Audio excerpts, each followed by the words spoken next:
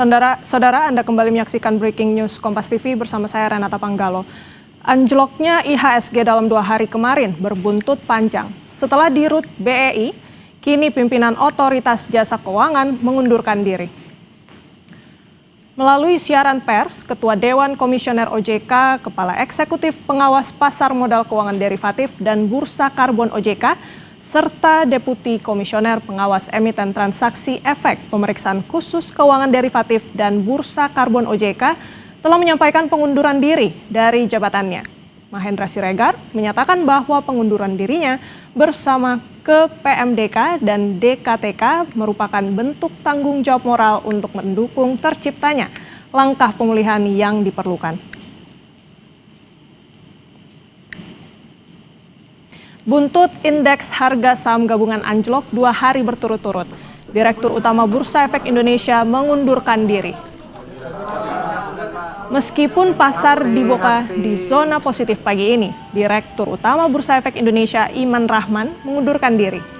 Iman menjelaskan pengunduran diri menjadi bentuk tanggung jawab usai pasar modal Indonesia anjlok 2 hari berturut-turut.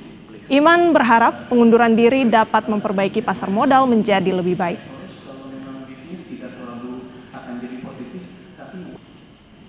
Sebagai Direktur dan Utama Bursa Efek Indonesia dan sebagai bentuk tanggung jawab saya terhadap apa yang terjadi 2 hari kemarin, menyatakan mengundurkan diri sebagai Direktur Utama Bursa Efek Indonesia. Saya berharap ini yang terbaik buat pasar modal. Semoga dengan pengunduran diri saya ini, pasar modal kita jadi lebih baik. Menteri Keuangan Purbaya Yudi Sadewa menanggapi pengunduran diri Direktur Utama Bursa Efek Indonesia Iman Rahman. Purbaya menilai itu langkah positif sebagai bentuk tanggung jawab jabatan. Ia menambahkan pengunduran diri Iman membuktikan ada kesalahan fatal atas sistem di bursa. Perihal pengganti Iman, ia menyerahkannya pada mekanisme BEI.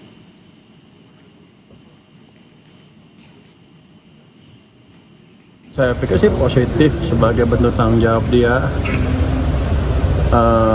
terhadap masalah yang timbul di bursa kemarin, karena dia kan tidak memfollow up masukan atau pertanyaan dari MSCI.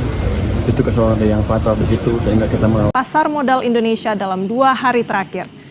OJK memastikan operasional BEI tetap normal dan akan segera menunjuk PLT Dirut BEI. Selain itu, OJK akan melaksanakan aturan free float 15% serta melaksanakan proses demutualisasi BEI. Keputusan tersebut kami pandang sebagai bentuk tanggung jawab moral terhadap kondisi saat ini. OJK memastikan bahwa pengunduran diri tersebut tidak akan mengganggu keberlangsungan operasional, baik itu dari bursa, clearingnya, dan juga kustodian.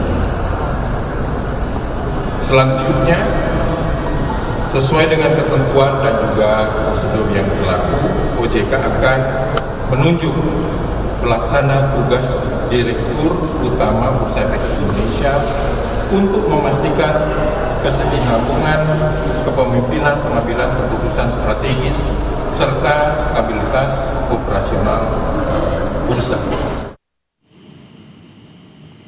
Kita pantau langsung dari kantor Bursa Efek Indonesia, ada jurnalis Kompas TV Ariel Wiranata dan juru kamera Febri James. Ariel, apa yang bisa Anda laporkan dari kantor BEI?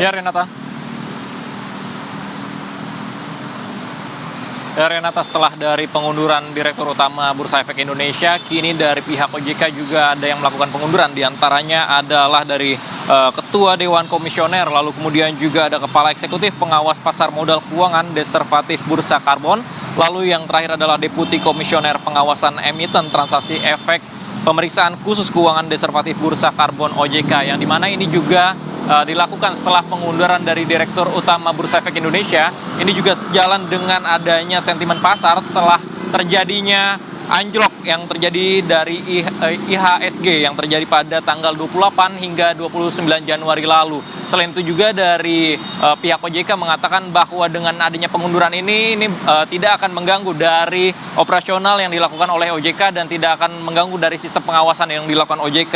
Dan selain itu juga bahwa hingga saat ini dikatakan bahwa OJK akan tetap stabil dengan adanya pengunduran ini, yang dimana juga dari pihak OJK hingga BI mengatakan bahwa langkah ini diambil merupakan langkah tanggung jawab, yang dimana ini merupakan langkah tanggung jawab yang sesuai dengan apa yang telah terjadi. Dan selain itu juga dari Menteri Keuangan Purbaya mengatakan dengan dilakukannya pengunduran ini merupakan hal yang positif, karena Purbaya menilai ada sesuatu langkah yang fatal yang dilakukan oleh BI, yang dimana dalam hal ini ia mengatakan bahwa ia tidak memfollow up dengan masukan atau pernyataan dari MSCI. Dan selain itu juga bahwa nantinya terkait dengan direksi baru yang kedepannya, maka dari OJK sendiri mengatakan bahwa nantinya dalam waktu dekat akan dilakukan penunjukan terkait dengan pengisian dari pimpinan baru, yang dimana dalam hal ini juga dilakukan dalam batas waktu dekat sesuai dengan peraturan yang ada. Dikatakan bahwa nantinya ini akan diisi oleh salah satu orang anggota direksi BI yang ditunjuk sebagai pejabat sementara hingga nantinya akan ditunjuk